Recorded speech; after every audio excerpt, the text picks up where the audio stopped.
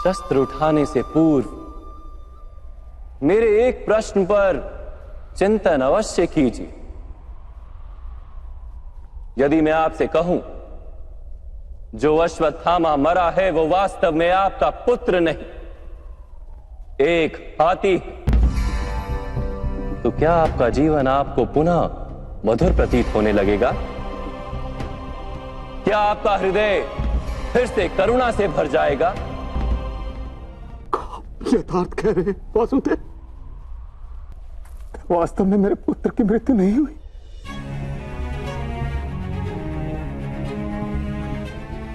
यदि आज आपके पुत्र की मृत्यु नहीं हुई तो कल होगी।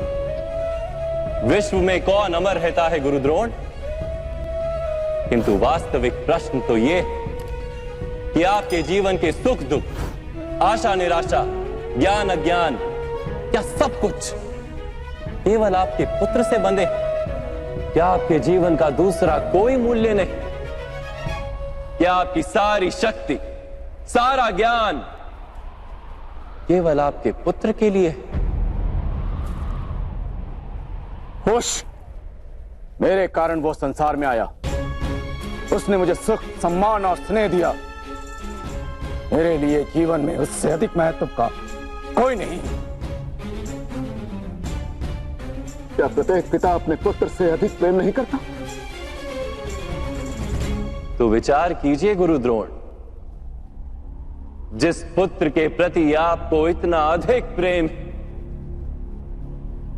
उसे वास्तव में आपने क्या दिया? संपत्ति दी, सुख दिए, राज्य दिया, संस्कार दिए,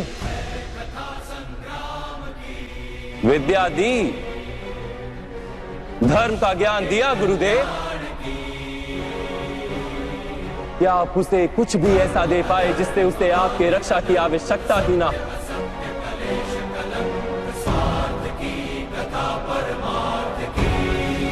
मैं मानता हूं सब अर्जुन तथा अंगराज कर्ण की भांति महान योद्धा नहीं बन पाते, किंतु आप अपने पुत्र को उचित निर्णय लेने का शिक्षण तो दे ही सकते थे। यदि आपने ऐसा किया होता तो आज आपका पुत्र धर्म का शत्रु नहीं होता और आपको भी अधर्म के पक्ष में रहकर युद्ध नहीं करना पड़ता।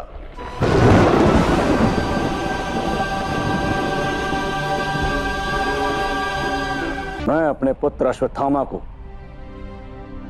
सारे सुख देने की इच्छा रखता था वासुदेव।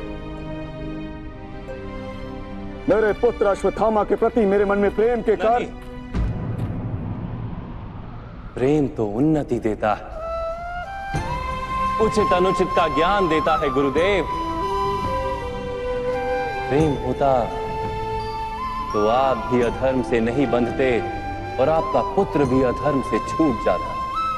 वास्तव में ये प्रेम नहीं, आपके मन का मोह है।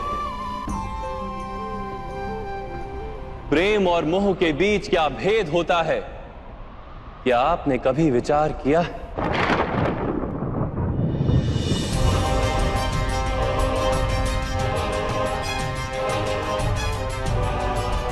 प्रेम से ही तो मोह का जन्म होता है वासुदेव।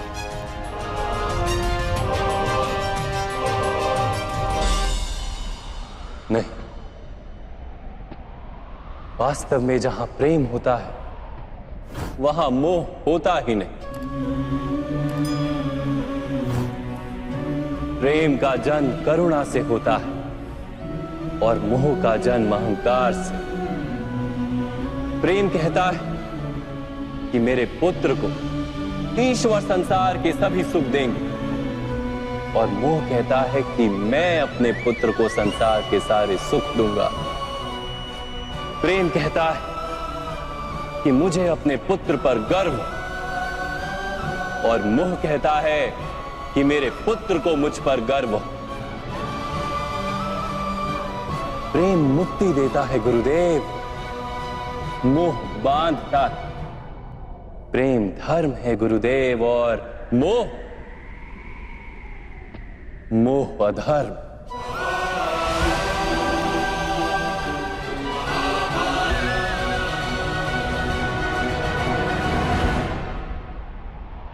आपने अपने पुत्र को आटे का घोल पीते देख अपनी साधना भंग कर दी थी। उसके स्थान पर अपने पुत्र को आटे के घोल से संतोष मानने की शिक्षा दी होती। अपनी साधना भंग करने के स्थान पर उसे संघर्ष करके कुछ प्राप्त करने का शिक्षण दिया होता, तो क्या आज आपकी स्थिति कुछ भिन्न नहीं होती? अपने पुत्र का भविष्य उज्जवल बनाने के प्रयासों में आप उसके चरित्र को उज्जवल बनाना भूल ही गए। आपके मोह के कारण उसके जीवन से धर्म नष्ट हो गया। लोभ, भय और लालसा का शिक्षण दिया आपने उसे, और स्वयं भी उसी मोह के कारण वास्तव में आप गुरु तो कभी बन ही नहीं पाए, केवल शिक्षक बनकर रह गए आप।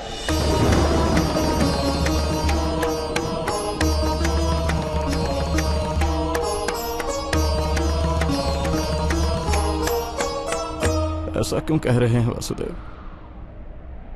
मैंने तो अपने संपूर्ण जीवन में अपने सारे शिष्यों को संपूर्ण निष्ठा से उत्तम बनाने का प्रयास किया है। गुरु वो होता है जो विद्या का दान देता है, विद्या का व्यापार नहीं करता। इसीलिए गुरु को अपने शिष्यों से दक्षिणा की आशा होती है, मूल्य की नहीं। किंतु आपने अपने अमूल्य ज्ञान का मूल्य निश्चित कर दिया। अपने ज्ञान के बदले में अपने शिष्यों से प्रतिशोध मांगकर आपने न केवल अपने जीवन में विष घोल दिया, अपितु अपने शिष्यों के जीवन में भी विष घोल दिया। और ये सब आपके मोह और अहंकार के कारण हुआ। आप गुरु नहीं हैं द्रोणाचार्य। जिस व्यक्ति के हृदय में अहंकार और मन में मोह तथा लालसा होती, उसके हाथों धर्म का कार्य तो हो ही नहीं सकता। इसलिए महर्षि भरद्वाज के पुत्र जैसे बाढ़ में डूबता हुआ व्यक्ति किसी वृक्ष को पकड़कर स्वयं की रक्षा करता है, वैसे ही इस अंत समय में धर्म को पकड़ लीजिए। आज समय है उचित निर्णय लेने का। मोह का त्याग कीजिए। मैं इसी क्षण आपके प्राण ले सकता हूं, किंतु मेरी इच्छा है कि आप जीवन में एक उचित निर्णय स्वयं लें।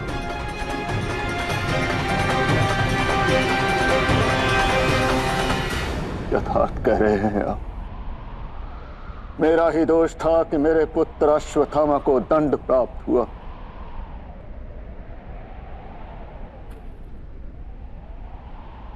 अब समय आ गया है कि मुझे भी दंड प्राप्त हो।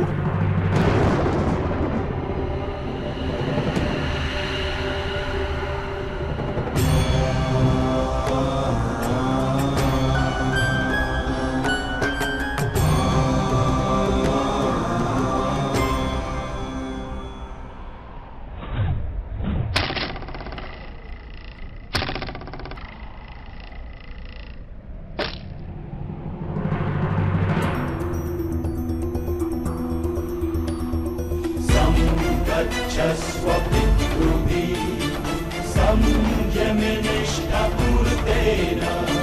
परमेभ्यो मन्दित्वा यावद्यं पुनरस्तमेहि सं गच्छस्व तन्वा सुवर्चा। मैं स्वीकार करने को सज्ज हूं।